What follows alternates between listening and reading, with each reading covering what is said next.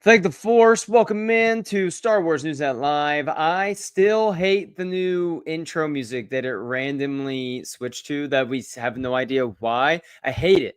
I absolutely hate it. It makes me feel like I'm about to sit in the Polynesian spa with Tamara Morrison, which would actually be a dream come true. It's just, it's 10 o'clock at night and I'm a little tired, and that's, the furthest thing from my reach right now. But before I talked to you, Luke, let's introduce Tom to our audience tonight. Tom just joined the Star Wars Newsnet team. We're actually going to be talking about Tom's first article tonight. It'll be one of the first orders of business in a minute. But Tom, welcome to Star Wars Newsnet. We're happy to have you on this evening. Hopefully this can be the first of many great chats that we can have. I hope so, guys. Like I told Tyler in the past, I've been a fan of this site since the beginning. When we heard the news that Episode 7 was coming out, and there were going to be new Star Wars movies, a whole new trilogy, and more to follow. So I'm so excited to be here talking with you guys, and looking forward to dissecting the minutia of Star Wars as much as we can.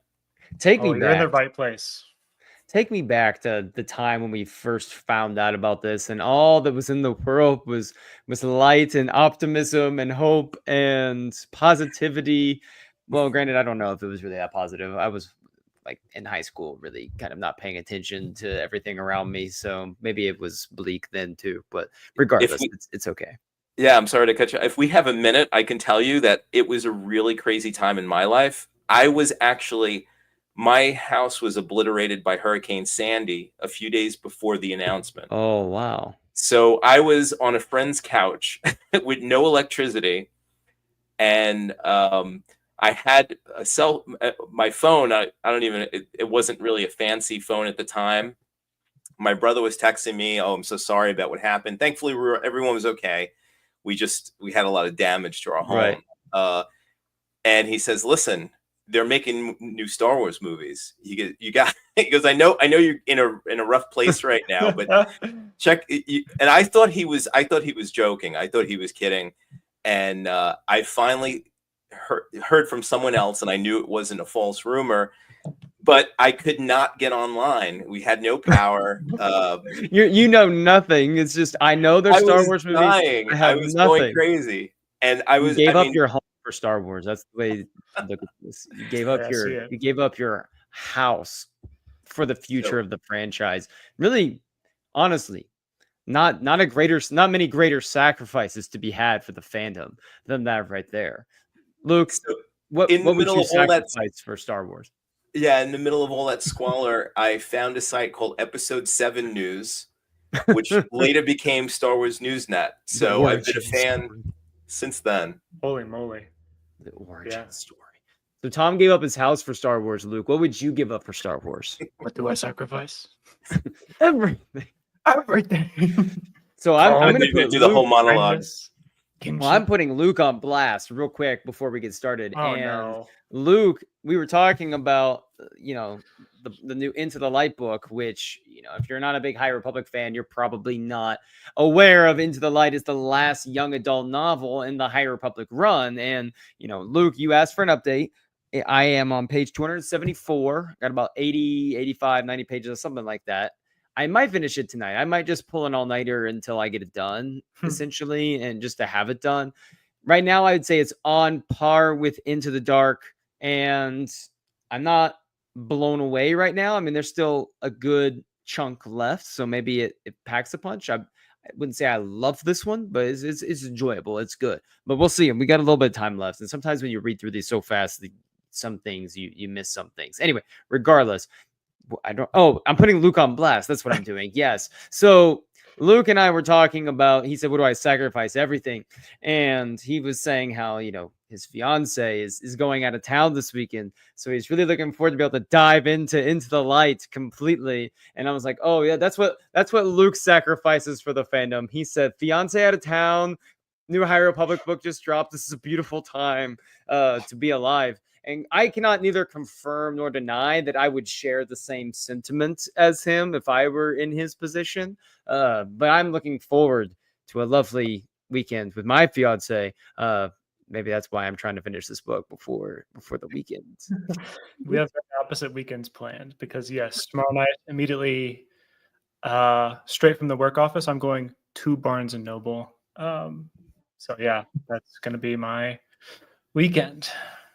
So we had an unexpected big week in Star Wars, I would say, because, of course, as everyone is aware at this point, Tales of the Underworld has a trailer dropped, which was, they've done this every year since Disney Plus really came into being. There's always been some sort of like animation or little short or a quick special look at something every May the 4th. I mean, pretty much usually it's been animation. There was the one year they had like the Boba Fett, special look inside the helmet edition that they came out with. But this one, not a shock to anyone that I think it was Underworld related characters. I'm really frustrated. Like I had the trailer all queued up, ready for us, and then my laptop, my computer here just decided to really, crap the bed this evening, but it's fine. We'll still talk about everything Tales of the Underworld. So I'm really excited to dive into Tales of the Underworld. I have some interesting opinions on that. I'm sure you two will as well. We're going to continue our Andor deep dive this week. We're going to talk about two characters. We're going to talk about Brasso, which I thought about putting like one of the shots from season 2 up for him from the trailer that we have so far. But I honestly was like, no, Brasso smiling at the picnic table for lunch and then him being restricted by 2 stormtroopers just didn't feel right. No, we're gonna just go ahead and stick with the Brasso unleashed Smash Bros version of him until that happens again in season 2. And then of course I really want to talk a deep dive into Bix Colleen's character, who I absolutely adore, so I can't wait for that. But first I want to go ahead and dive into, in many ways, the news of the week, which is John Boyega spoke and he delivered some comments about some of his thoughts on, what race looks like in Star Wars, especially being, a Black person in this sphere. And obviously this brought up, a lot of the worst people online in many ways. But Tom, this was your first article for Star Wars Newsnet that you wrote. So I kind of want to throw it to you and just kind of see, like, what was your general takeaway when you read? And I put like this little quote up here, which was, you can always tell it's something when Star Wars fans try to say, well, we had Lando Calrissian, we had Samuel L. Jackson. It's like telling me how many cookie chips are in the cookie dough. It's like, hold on 1 second. So let me get rid of something so I can finish. It's like they just scattered that in there, bro. They're okay with us playing the best friend, but once we touch the heroes, once we lead, once we trailblaze, it's like, oh my god, it's just a bit too much. They're pandering. And Tom, I want to throw this to you first because you're certainly someone that I know really wants to see John Boyega in Star Wars again. Just from the little bit that we have talked. So I was curious, like, what were your, impressions from what he said? Yeah, it was interesting. I mean, it was the first article that I picked up. It wasn't a review of Young Jedi Adventures. It was something with a little, I guess, controversy around it. So it was interesting. And I knew that the topic had to be presented, with sensitivity and to really get into what Boyega is saying. And, what I've learned over the years is when someone's making comments like that, you should listen because it may be different from your experience. I know a lot of people fought back in the comments and said, well, it's not about diversity. We weren't fans of the films or we didn't. But everyone, for the most part, I think a lot of the fans really do like Finn's character. They may not agree with how his arc ended up when we got through the rest of the sequel trilogy. Mm-hmm. But I, for one, want to see more of him. I do want to see him have a bigger role, hopefully in the new Jedi Order film. But it's something, and I don't think it's, I wanted to, like, especially as a white person presenting a story like this, I wanted to just basically report what was said, but I wanted to really listen to his comments because I think it's not just in the Star Wars universe. It actually touches a lot of the different fandoms. It touches Hollywood in certain ways. This question ongoing about diversity. And then, unfortunately, in the comments, I even saw some of the comments on Twitter and on X and on Instagram. And people fought back. Some were just Right. reviled, but some people had, I guess, legitimate. They wanted to express that they don't, they really want to see. They want to see diversity, but they want better content coming from Lucasfilm. Might be So more of a frustration with like the direction that Finn's character went, versus a frustration with Finn himself, which I get, given that you could argue that the only episode in the sequel trilogy that gave Finn a very clear arc from start to finish was episode 8, in my opinion. And I think that was the one, though, that kind of people got frustrated with the direction they took his character. For you, Luke, I'm curious about your thoughts. I'm going to throw it to you in a second. But what I find interesting about this is because I still remember when the trailer came out and John Boyega was wearing the Stormtrooper, costume, and there were so many people that had a problem with a black person being in Stormtrooper armor. And it was really disgusting to see, the vitriol that he had to experience from the very beginning of the fandom. And I am sure that when he got the role as Finn in Star Wars, I'm sure he was absolutely through the moon pumped about it. And then when his first interaction, like with fans and like seeing people's reaction, and I'm sure there was a lot of people, there was a lot of people that were really excited because Star Wars is back. And they're like, "Ooh, who is this new character?" But there was a vast swath of, the fandom that had a visceral reaction to that, and it was really disgusting to see. And I think that it is safe to say that a lot of those people who are in that sect of the fandom, rather than continuing to drum down, "Oh, we don't," this racist line of like a black stormtrooper, they like altered what they were saying a little bit to be really disparaging of the character in different ways. That we're really gonna go extra mile to chip away at this character, because the undertones of what they were saying before were trickling down to other more subtle ways at taking down this character. And I had a lot of people in the comments too were expressing that, what is he talking about? Lando not being like a main character or something. Lando's not a main character in the original trilogy. He's introduced in Empire, but he's not one of the first 5 characters you think about in any movie that he's in. And like when you think of Return of the Jedi, you're thinking of the big 3, you're thinking of Vader, your first thoughts are going to Palpatine, and then maybe you're getting into Lando a little bit. So making that comparison, which Lando is like, kind of like the best buddy. It's you're absolutely feeding into his argument and what he's saying. And I don't think we should take this lightly, because this has been a pattern that we've seen. And I love what you said, Tom, about like when people are making these comments, the first thing that we should do is not try to somehow take the opposite side. We should sit back and listen to these people, because clearly there is a disconnect. There is something wrong that is happening, especially when we've seen a pattern of this happening over time.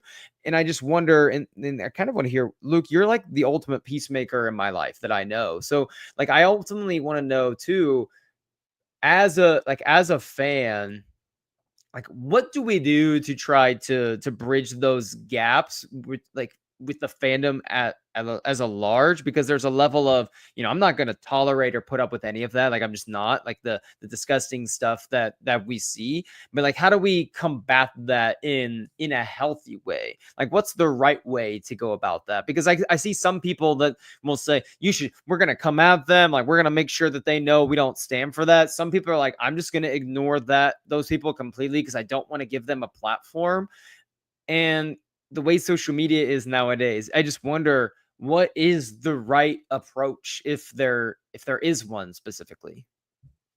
So you've laid out the fact that it is extremely murky, dangerous waters to tread with people who have such extreme views, especially something that's founded on just racism. And I love that John Boyega continues to like talk about this movie or in his experience with Star Wars, because honestly, like we are 6 years almost removed from the latest Star Wars movie. So I'm glad that like he keeps getting roles. He keeps getting movies. I like the guy. And so I'm glad that he still feels safe enough to at least talk about his experience and some of the bad stuff that happened. I think as far as like trying to navigate, what do we do to fix the conversation that seems broken and misguided? I don't think the online space is perfect for that. I think we know good natured conversation to have, and it's important to do that with the people you do have a relationship with. If you don't have a relationship with John 345 online, who's in your comments, I don't think you're going to get through to that guy. So it's important to have conversations with people you know in real life who can actually want to listen to you, and for you to speak up and actually like hold it to your ground when you hear them just parroting something they've heard online from someone who does not have good faith in this, because that's what you're going to run into is people don't know any better, so they're going to take the most popular clickbait line. They think that they'll say that in the office or around you, and they'll say, yeah, I guess I didn't really like Finn's character.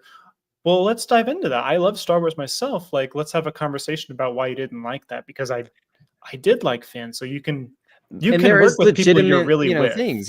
Because I was really frustrated in The Rise of Skywalker when they turned him into just this side guy that yelled Rey every 5 minutes rather than giving him like a really clear, defined, arc. Like I really wanted more of that, and the force sensitivity that they alluded to, in that movie. I really wanted, more of that with his character. I thought that would have been, those were missed opportunities. Sometimes I think we allow the degenerates out there to set the stage of the argument and to define what the argument is, and we lose track of like what we're supposed to be, like almost like what we're supposed to be fighting for in a large sense. I think John's even hinting at some of that too.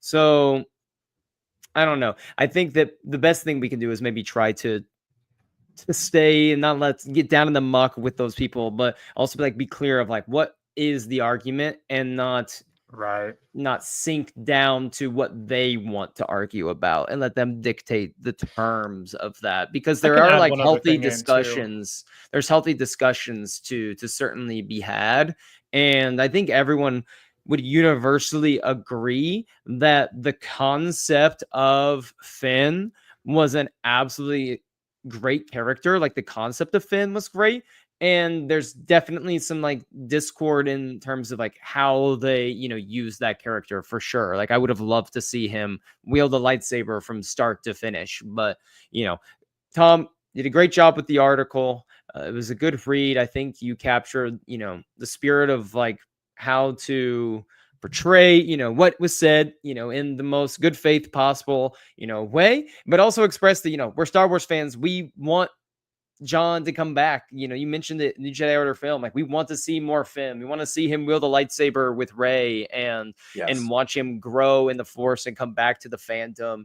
And the only way that could possibly happen is if positivity can shine through. But I wanted to end the article that way and on a positive note, because I know a couple of years ago, out of the interest of time, I couldn't really include it in that article, but he did commend Disney as far as starting the conversation up in a healthy way.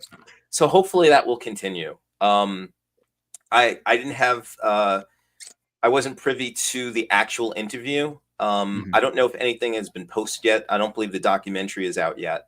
But yeah, I would like to see it in the context also, because I think, I try to stay, I try to treat it sensitively, and I didn't want to make it a clickbaity thing, but I wanted to report what was said and what Entertainment Weekly was reporting.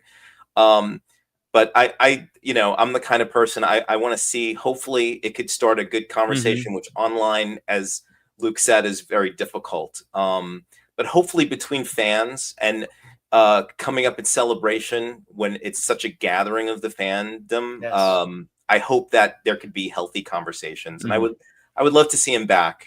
I know Oscar Isaac is going to be at Celebration. I don't know if they're going to have any surprises, because it is the 10th anniversary coming up of The Force Awakens. So hopefully they'll have something special. We'll see. Miguel and I were talking, and we really feel like they're regretting going to Japan at this point with what they're going to be having out there. They probably are really wishing now that they had stuck to either Europe again or, gone back to the States to have just a big, massive celebration to get more people there, because it's probably a little bit difficult to get everyone over there in general. And you had two films in milestone years that you could have really highlighted and celebrated, and it gets a little bit more difficult, that far away. But hopefully it ends up working out for them, because obviously we want the Star Wars fandom to grow and keep growing so we can keep celebrating Star Wars. So we had a trailer that came out this week, which was unexpected, a surprise to be sure, but a welcome one. But before we get into that, just want to remind everyone, hit that subscribe button. You can listen to us on Apple and Spotify at Star Wars News Net. Luke and I will be recording our next episode of the Timeline Show this weekend, and we'll have something else for you on Tuesday next week as well. But Tales of the Empire, we're going to get 6 shorts. I'm assuming 3 for Cad Bane, 3 for Asajj Ventress. And which one do you guys want to start with? Do we want to start with Cad Bane, or do you want to start with Asajj Ventress? Tom, it's your first time on. I will throw it to you, sir.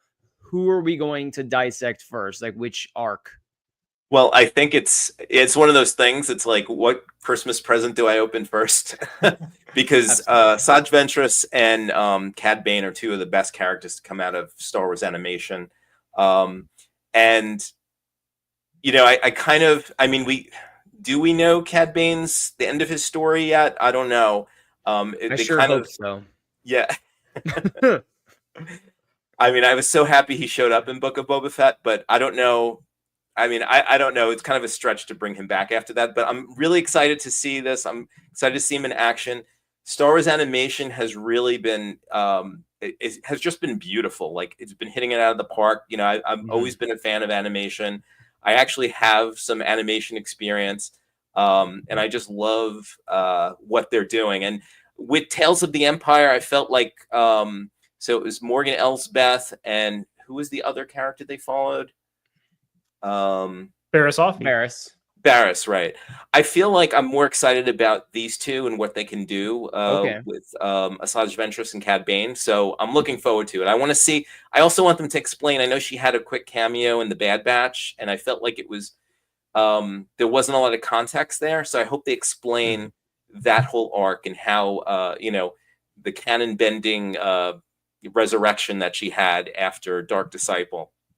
You mentioned I want to get into Ventress, but I thought it was funny you mentioned the end of Cad Bane's story, that, have we seen that? And I hope we have, but it still strikes me, as much as I was so pumped to see Cad Bane on the TV screen, it's still wild that the closing arc to a lot of Boba's character, and then Cad Bane's entire closing arc, is based around a never seen, unreleased arc from Clone Wars that we have never seen outside of, the very beginning stages of animation. And and we're all supposed to be aware of that. And I just think that's wild as a story choice there, because we never see those characters really interact with each other at all. And then in this, it's like, oh, these are the long time rivals that, have been going back and forth. Like, one of my buddies said,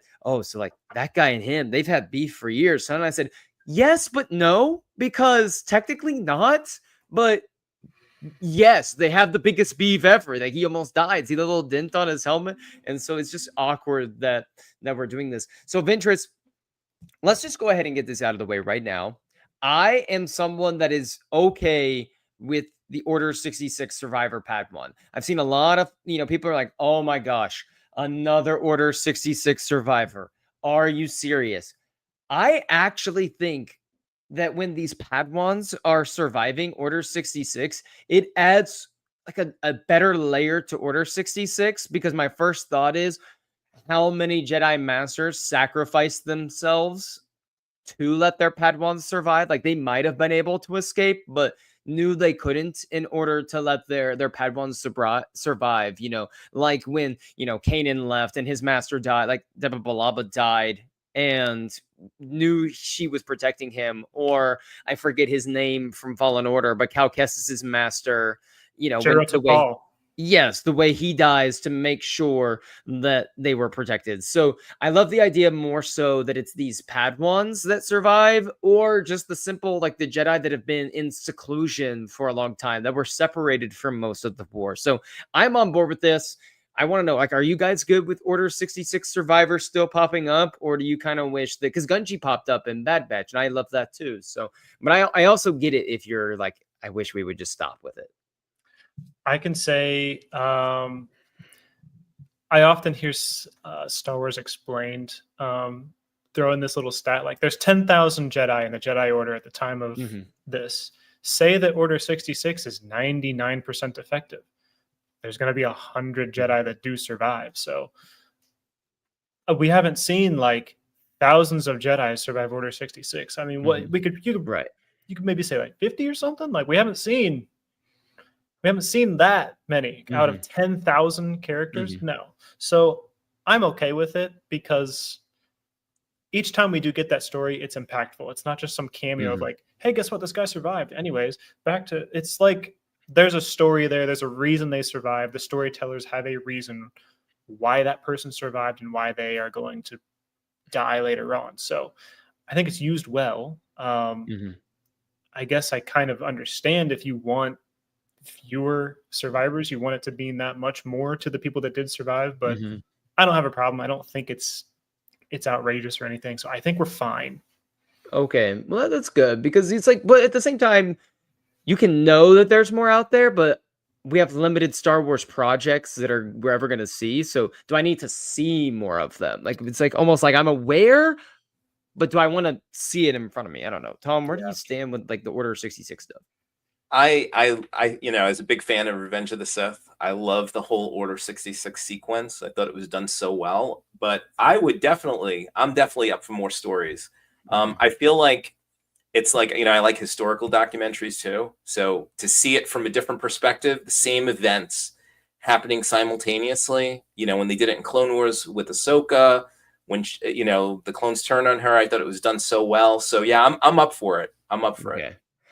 Somewhere in a vault deep in some layer is the 4.5-hour director's cut of Revenge of the Sith that we will all, I'm going to assemble a team someday. Actually, that's why I'm into teaching, is so my students can, develop certain skills, and I can recruit former like students of mine someday to help me break into that vault and get my hands on that wherever it may be, so I can sit back and watch like an hour of Order 66 footage, which supposedly, according to the rumors, exists. So Asajj Ventress shows up in Bad Batch. I'm really curious to see if this is going to take place before she is in Bad Batch, or if this is going to take place after. We don't really know much about what's going on with her character at this point. It was a very ominous visit that she had in Bad Batch, and one where it never really felt like her being there was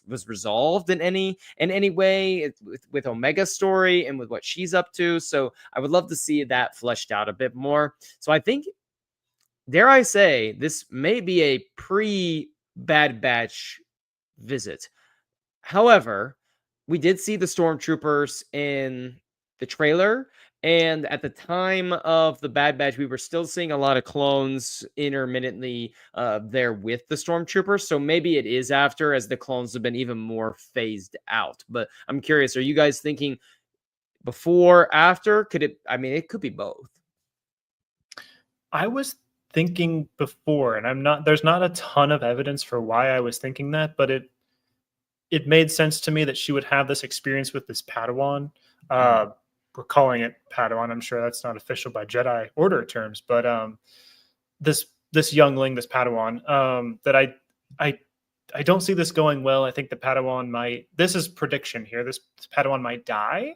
And so she is a little bit more standoffish and more reluctant to take on someone like Omega when she meets Omega later. I kind of see this shaping her into be the person who she is in Bad Batch. Not that she was super fleshed out in Bad Batch, but I think that's where I see it going. Love to be wrong, but that's how I'm taking it. Yeah, and I don't know what I mean, you're assuming 3 episodes for each character.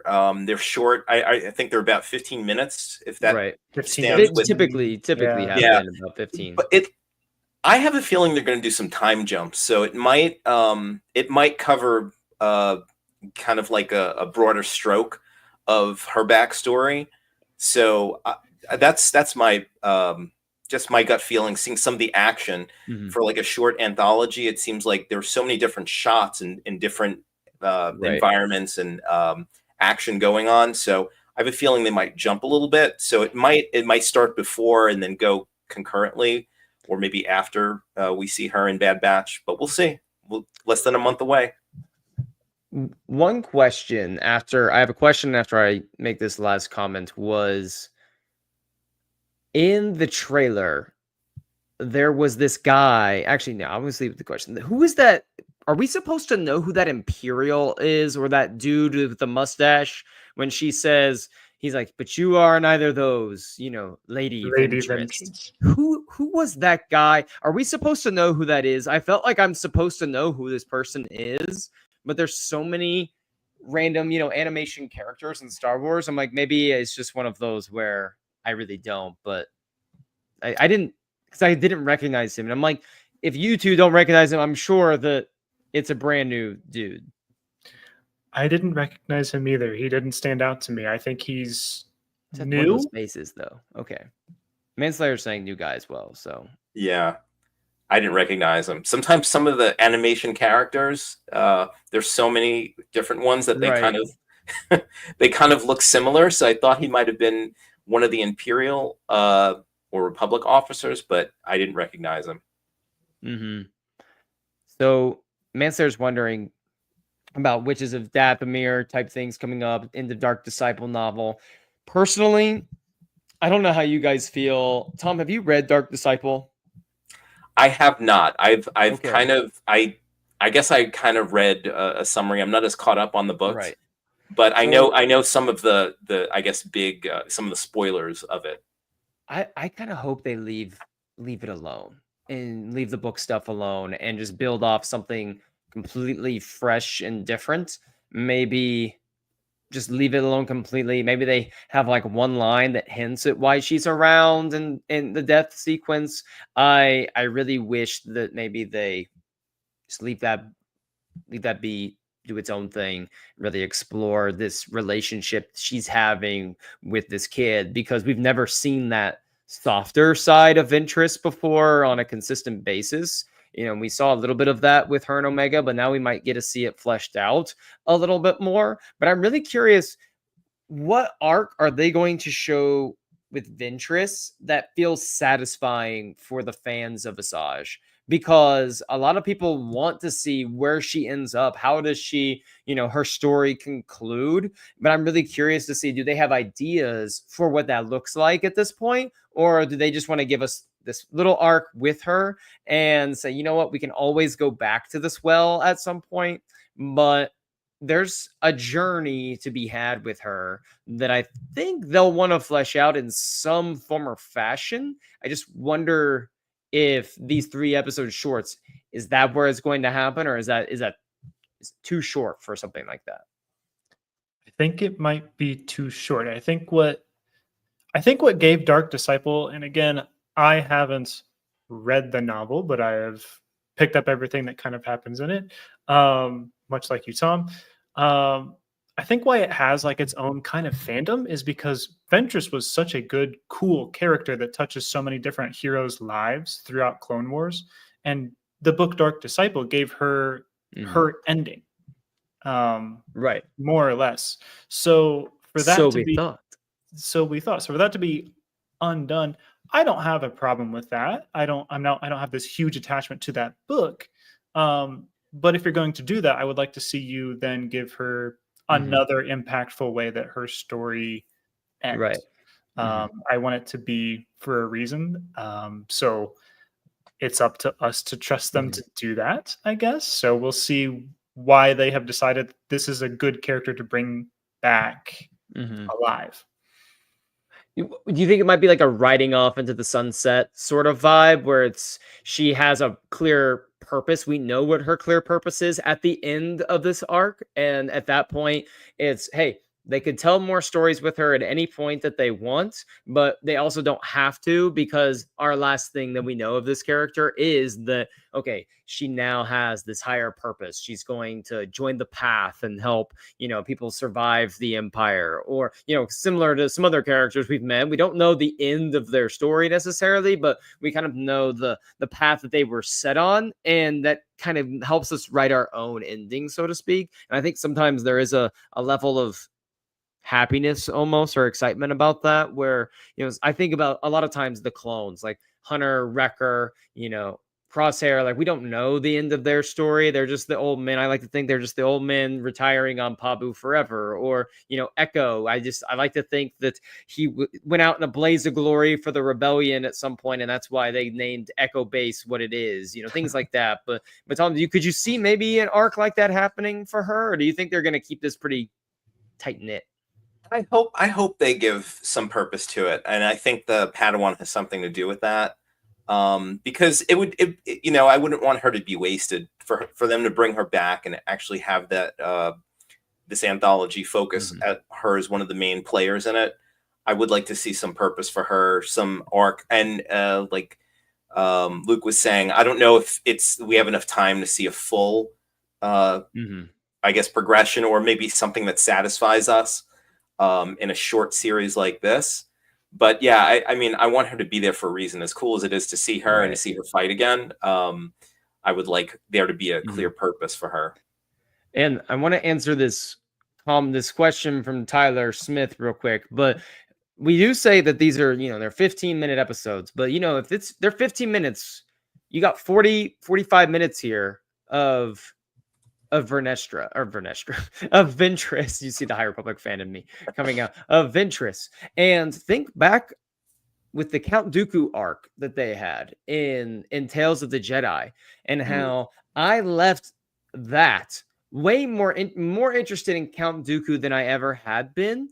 And I had a character in Yaddle who maybe it's a little easier for this character when they're not fleshed out at all, and you're just like, we're going to write a quick arc with this character. But they were able to give that character such an incredible purpose in just her 3 shorts, that I do think there is enough time to be able to do this. I mean, they did that. I don't love the execution completely with Barriss and Tales of the Empire, but they told a really grand arc for her of ending up back on the light after her time within the dark side and joining the Inquisitors and being in the Empire, that they were able to completely shift that around, that both redeemed her. It gave us joy for those of us who really enjoyed Luminara and the Clone Wars, and being able, or I got a Luminar action figure over here, actually. So, it was exciting to see her legacy live on. And for Rebels fans that saw what Luminara's legacy was because of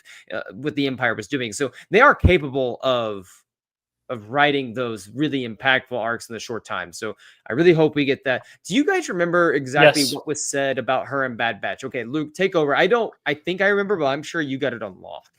What was said about her? Because I just had a quick recap of like why she came into the story. She's playing bounty hunter, trying to pursue why the Empire is searching for Force sensitive people. And so from Fennec Shand, she has a connection there, and that is where she is led to the Bad Batch, and why they have a child who has some kind of affinity or relationship with a high M count, or just they're after her blood. So she has tripped the radar of the Empire, and Ventress pays attention to who the Empire pays attention to. I love Fennec Shand just because I love She's Ming-Na. cool. Really, just because I love Ming-Na. She is very cool too. I hope we see her in the movie. Oh yes, I think we will. I think there's gonna be a lot of fun. It's a lock. I want to see Boba, I think, more than any other character in that movie. And, I'm as hype as I am to see Zeb. I just want Tamora Morrison to be able to have another moment as Boba, but also to be Boba Fett on the big screen. I really want that. I know. Before we move into Cad Bane, Tom, did you I just really quick, because I've never talked about Bad Batch with you before, and so I'm curious. We just brought up Vernestra. Oh my gosh, I did it again. Ventress. This is why you're the Ventress. #1 fan, the head of the Ventress I fan. am president of the Vernestra Row fan club. This is known. This is documented. I need to get a hat made or something. But Tom, did you like where Ventress came into play in the Bad Batch? Just real quick. I love seeing her come in. I mean, I know we got we knew about it from the trailer, but I felt like, and I might have to do a rewatch, but I felt like we didn't. It was so cool to see her training Omega, and her way of training was very interesting to me. But I felt like it wasn't really explained too well why she was there, and I'm hoping this provides more context, because I felt like she just popped in. And as much as I love to see her, it kind of is not as satisfying when there's really no context there. Yeah. So we like to say in the Star Wars SWNN Discord all the time, which if you scroll up in the chat, we dropped a link if you want to join the Discord channel. But the thing we like to say a lot is the best way to fix Star Wars, more Star Wars. And that's what we seem to be getting here. So Cad Bane, other character we're going to be following here, and I'll put His Royal Highness back up on the screen. Everyone's favorite bounty hunter in one way or another. Everyone loves Cad Bane. He's just every time he's in an episode in Clone Wars, you knew it was about to be a banger. I'm really curious though what more they can do. Like, what can we draw out from him? It seems like we're going to get like a little bit of an origin story type shorts arc that we're going to get here. Some best friend that really stabs him in the back and he wants revenge, and that leads him on, some of the road that he's going to take. I just don't know how much juice is left to squeeze from this one. I feel like I've seen everything from Cad Bane that I really need to, outside of if you want to throw him into another story just as a side character that comes in real briefly, similar to like Bad Batch when he's just one of the people hunting Omega. Like, I don't know what is left to see from him that this 3-episode arc needs to be there. And I kind of akin it to like when we got Morgan Elsbeth's arc in Tales of the Empire. I was a little less interested in that one, not because she honestly had a lot more room to be fleshed out than Cad Bane.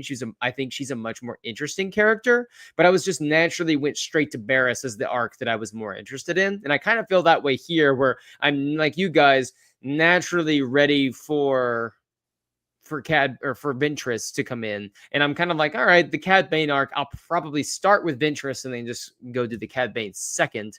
But I'm curious, do you guys think there's a good story left to tell here? I'll let Tom take it first. Sure, I'll go for it. I love Cad Bane.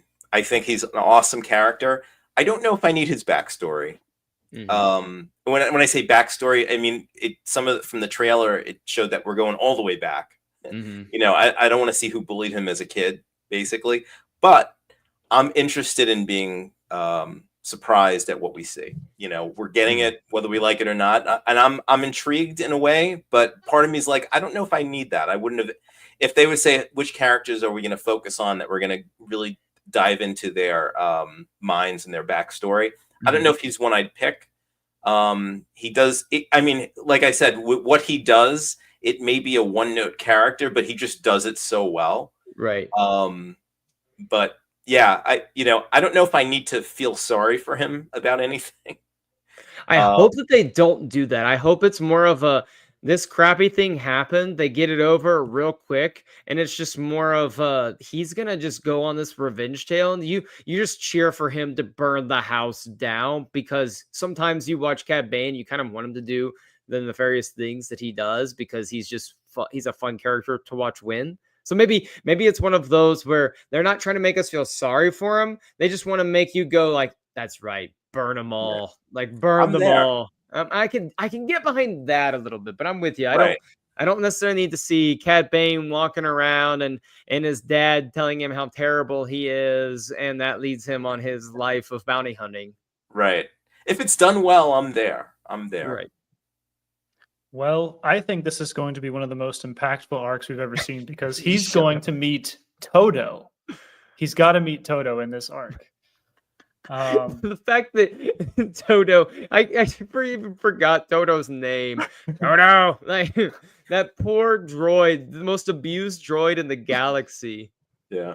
Like, is he programmed to serve Cad Bane, or is he there? Like, is he like have some level of autonomy and chooses to be with Cad Bane? That would be a good commentary on the existence of droids in Star Wars. I thought you were about to say that would be a great reason for a 3-episode arc. May 4th, 2026, Tales of Toto. Tales of Toto. Go! We should do the ultimate like droid Tales of, but no major droids, only minor droids. Tale of EZ, Tales of Toto, Tales of Gonk. The one from the Disney ride that he's now in the Galaxy's Edge. What's the name of that droid? Oh, I know which one you're talking about. I forgot his name. That's now with why it's the DJ perfect one. at Galaxy's Edge. Yes, that one for sure. Tales of Dio. Tales of the hair dryer.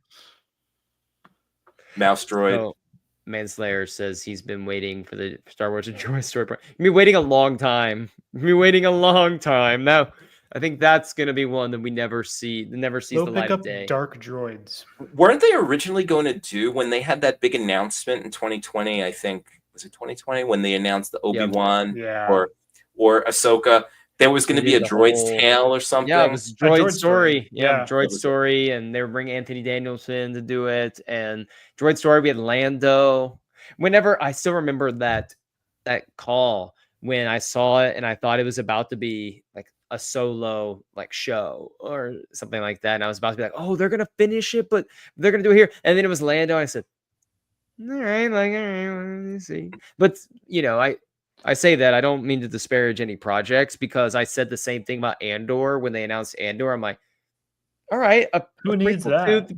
Prequel to the prequel, okay, sure. And then Andor, I'm like sitting here shaking with excitement every single day because we're one day closer. I was actually excited, to be honest with you. I didn't think it was going to be as good as it is now, but I loved that's coming from the old trilogy as my core.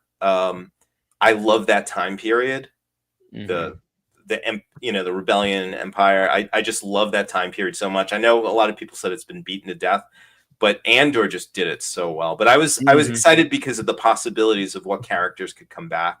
Right. But, so looking from that panel, I think I was most excited for Ahsoka, because that's like one of it's I will still say this though, and I hate, no one likes a gatekeeper, right? But Ahsoka is everyone's favorite character now, and I'm like one of those people that was like, I was there when it was not popular to love Ahsoka. Like, I was there before the mainstream. But like, no one likes a gatekeeper, so I try to like not bring that up too. But sometimes I feel like an old man, like 99-year-old, get off my lawn because someone be like, oh, Ahsoka's my favorite character, and I'm like, did you watch Clone Wars? When did you watch Clone Wars season 1, episode 1? What did you think of Ahsoka when she took on Grievous by herself and the starship?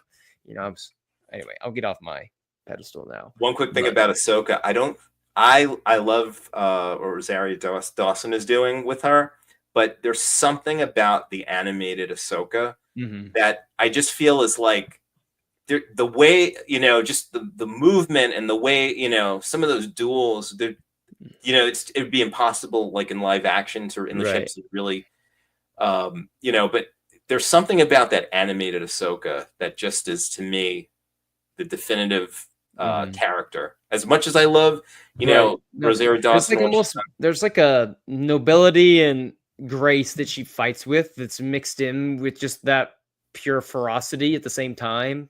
And Luke and I were at Mega Comic, went to Ashley Eckstein's panel that she does a panel of some sort every year, because she lives here in Orlando. And that was the first time, Luke, this is the first time you've been like at an Ashley panel or something. So that was my second time at Ashley panel, but I've met Ashley though too. And once you like talk to her or you listen to her talk and you're watching Clone Wars, it makes so much sense, like how much this character means to her, but also, Yeah. who Ahsoka is. Like, she lives that out, and I think that does translate into the show, like when you're watching it. And there is a level of that, like, that can't be replicated no matter, who's doing it. And Rosario is, a world-class actress, so absolutely. But any other Cad Bane thoughts, just in general? I'm looking forward to it, but I don't really have anything groundbreaking. He's got no tubes, so maybe we'll see why he's got the cheek tubes. I don't know. That's maybe he'll get a bigger hat too. I don't know. That's a good point. I didn't notice that. That's a good point. I want to see. I'm a sucker for every time they do like the Western like standoffs. What's quick the draws. situation? Like anytime they do something like that, we've seen it with him so many times at this point, but it does not matter. I'm there. Like, I'm locked in. Quickest draw in the West. So, do we want to start with Bix or Brasso? Let's go Brasso. All right, so we're going to talk about Bix first. No, I'm just kidding. No, I'm just kidding.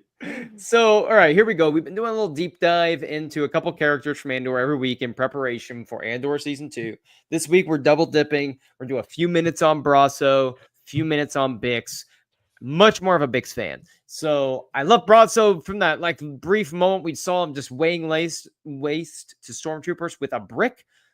But I'm really curious what his arc is going to be in Season 2. Like, he feels like a character that I think could just bite the dust in the first episode or two to help set the stage for more of what this show is going to be. I also could see him surviving through it all and kind of leading a legacy and being a part of the legacy that Cassian has when he dies after Rogue One. So, where are you guys in the Brasso camp as we go to Season 2? He is in that kind of odd slot where not many people are, where it doesn't feel like he has to die. Whereas it kind of felt like Marva was headed there. It feels like Bix is headed there. Like for Cassian's story, it kind of feels like Bix needs to bite the dust. Brasso doesn't feel like he has to. And I also love him. I think something that'll just never come out of my mind. One of my favorite things is Season 1. It's the first 3 episodes when they come crashing down on Ferrix, and it's just the, Cyril and his couple buddies, and they're trying to fly away. They realize they're in way over their head, and Brasso has tied the ship up, and it crashes horribly. And that's when Cyril and Agent Mosk looks around and is like, oh, we're screwed. And it's because of Brasso. I love Brasso so much because he's fed up with Cassian being like shady, not sticking around, not getting his stuff together. He's still going to pull through for him. He's still a friend through and through. Like, absolutely. He'll still mess up a police officer for you. So, hey, best friend you can ask for. I love that moment when he's just walking away and you see the ship and then you see the ship crash. And then whoever that guy was that played the security officer with Cyril, I love that character so much. I forget the name of the actor, but the way he just was like, yeah, we're surrounded. It's an ambush. Like when it's just the two of them. Tom, do you think Brasso's going to bite the dust? Do you think he's going to survive? Where are you at with Mr. Brickman? I would love in my headcanon to see him fighting in the Battle of Endor as one of the rebel soldiers. I hope he makes it. I feel like I agree with what you said, that if he survive, I think he can survive. I don't know, if you go by all the trailers, it looks a little bit dicey for him, but I think he's a character that, like if Luthen survives, I'll be very surprised. If some of the other Bix, like you said, but I think he's one that could survive. I mean, I love this character because Brasso is kind of like that tough as nails guy that everyone knows, but has that heart of gold.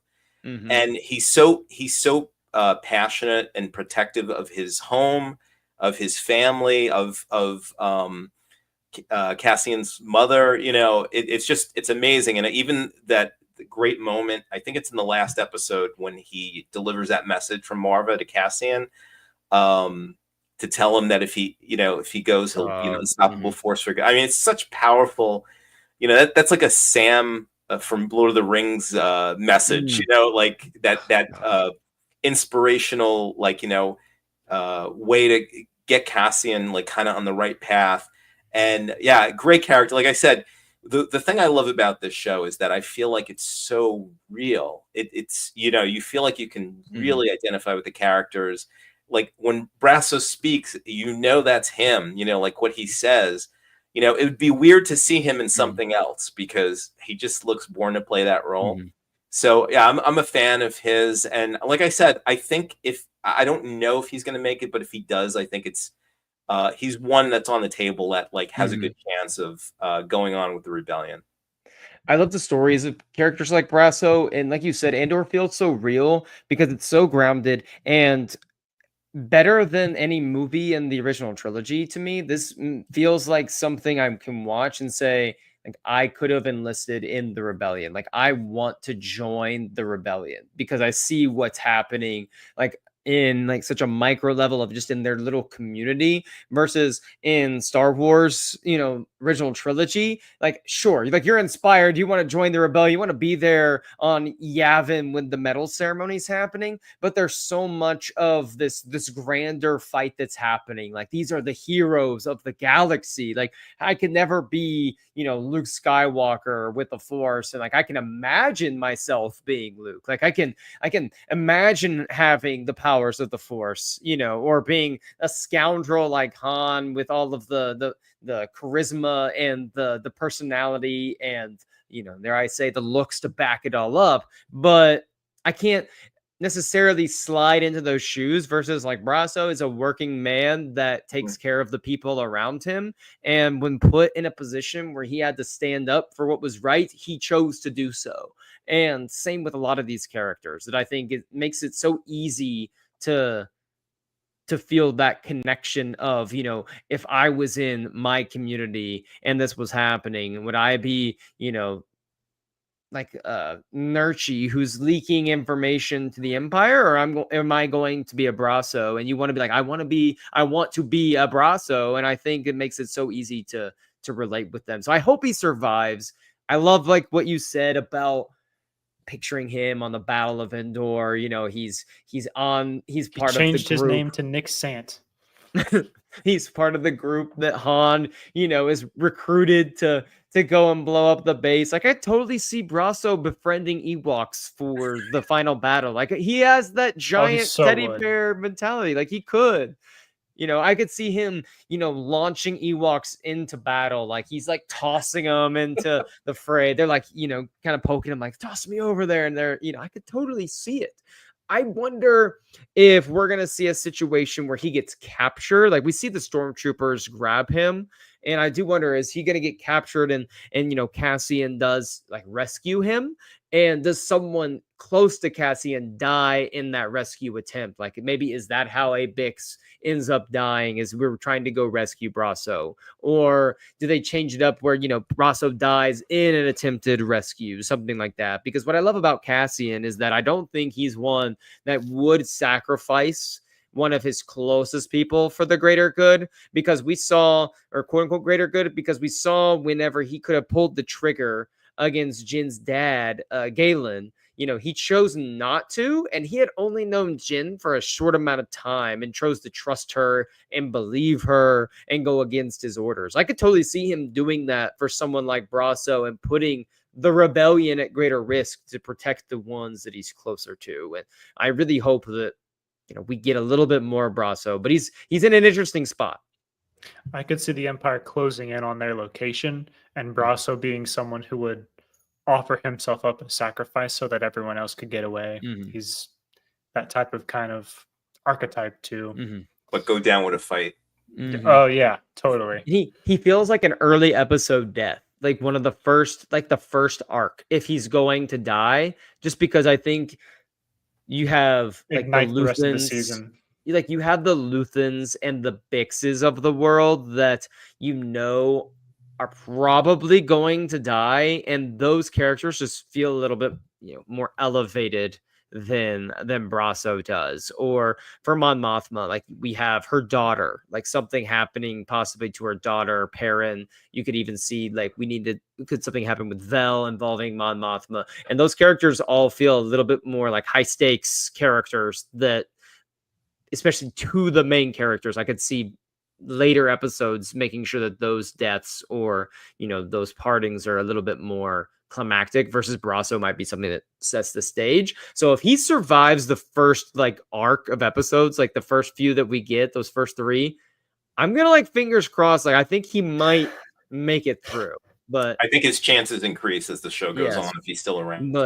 but Tony Gilroy also killed every single person in the last, you know, 20 minutes of Rogue One. So what do we know? You know what I mean? But let's talk about Bix. I will say this, Bix, you know, Adriana is like one of the most beautiful people in the entire world. Like every single person in this show is like a beautiful person. Like they cast, it's like the most beautiful cast of all time. And it's just wild that you assembled this many, and you know, except for, you know, Skarsgård, I'm sorry, like you're not included in that statement I guess that I just made. But everyone else I will include. Her arc is one I cannot wait to get more of, given what happened to her. I wish they had given her a little bit more after she got tortured. I feel like she kind of got forgot about for the last couple episodes, and it disappointed me. But it seems like she's going to be a major power player in this season. And I'm also excited to see what appears to be the romantic element between her and Cassian. Super excited for that. Also, I'm glad you hit on that, because the fact that like after her torture, she isn't really driving plot or anything. So I'm very happy to get her back, kind of in the driver's seat for season 2, because Adria Arjona like kills it. She's such a good actor. So I would love to see her, as well as most other people that are cast in this show are just extremely killing it. So yes, I would like to see what her impact on Cassian is, and how they go and how she goes out, presumably. I'm curious how they're going to do it, because I'm very convinced that it's going to happen. So yeah, I couldn't be more excited to see this person back on my screen really driving stuff. I want to ask you guys a question, because I know I just said that Cassian's the guy that would go above and beyond for the people he's closest to, but I can't help but always go back to the line in Rogue One where he says, everything I did, you know, I did for the rebellion. Like we've all done terrible things on behalf of the rebellion. And I've hung on to that ever since this show started, because we saw him kill the like informer at the beginning of Rogue One.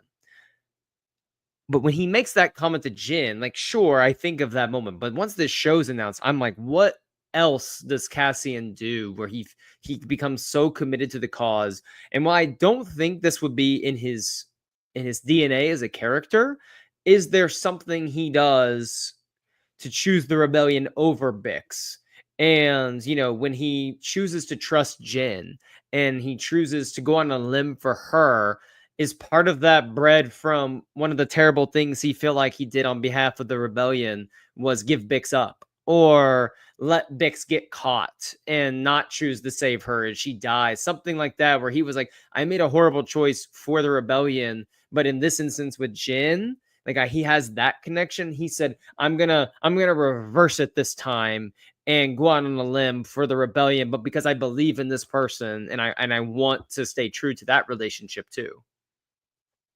You know, if you look at it in context, it's almost like Tony Gilroy kind of like he has this he has that like that softball, right? Like that's coming, like he's serving up that he could really drive that home. And that's an intriguing thing. Like if he does something that maybe puts Bix in jeopardy and she ends up dying. When you see him, you know, when he didn't shoot Galen Erso, it's almost like he decides not to do it, but you see the conflict there. It's almost like, you know, it could be PTSD from all the things he's been through. You kind of get that at the end of Rogue One, that he's been through a lot. So there's so much I think they can do, but that would be, I think, very powerful, but very heartbreaking, because I love Bix. Man. I love Bix so much. And I know that I will not be torn to pieces when Luthen dies. It's going to be more of a, like, who can he take out with him, so to, you know, speak, because you know it. Bix is on the other end of the spectrum where you know she's going to probably has to be someone that dies. but you fall in love with this character. Like, you cheer for this character. You're like, I want Bix to be okay and make it. And you hear her in the trailer, if I'm gonna sacrifice everything, like, we have to win. And I feel like she will be someone that sacrifices everything. Do you think we're gonna get a lot of screen time with them together? Or do you think it's going to be hit and miss? Most of their missions are going to be separate, but when they are together, brief like amounts of time, it's going to be very, very intense between the two of them. Or do you think we're going to see them going off, together? I think we're going to see them together more than not, which is part of that is I think that would make it feel so much harder to lose her. That he has now built kind of a codependence with her, kind of a dependence. Like, I've got you back in my life. Let's do this together. I can lean on you. And for him to lose that would make him feel so alone. And like he has lost everything but the rebellion. So might as well commit fully again, redouble my efforts to the rebellion, because that's all I've got. So that's kind of my thoughts on how they're going to do that. Okay. What about you, Tom? Yeah, I think it's interesting. I saw speculation that people, this isn't a spoiler, but people are speculating when Bix in the trailer, she goes in and she's shooting down one of the Imperial officers. I wonder, are they going to be in a position where she wants revenge from the torture on Dr. Gorst and Dedra? Are they going to play that angle? What kind of peril is she going to be into? But I think that it would be, it's out there for Tony Gilroy to really mine that, right? To like get how much we love Bix, how much we love her and Cassian together, and then to use that as some kind of way to really cement, just his loss, but also his resolve for the rebellion. I'm excited to see how this plays out.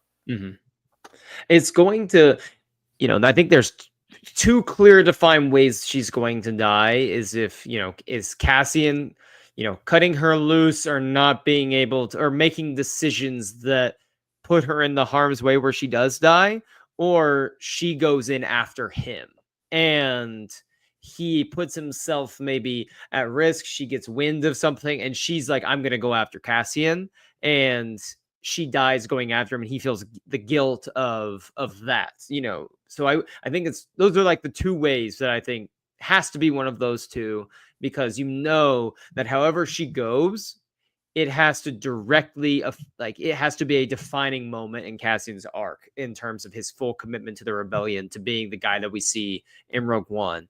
And it is crazy too, because it all comes back. Like, I want Cassian to be more at the center of this story in season 2, because in season 1, you could argue he's like the 4th or 5th most interesting, story in the season. And that has nothing to do with Diego, because Diego's awesome, and it's just more of how many great characters are on the show. I really want this, it's called Andor. It's not called, Origins of the Rebellion, which maybe in hindsight they could have changed the way, like the title of this show, given what this show is.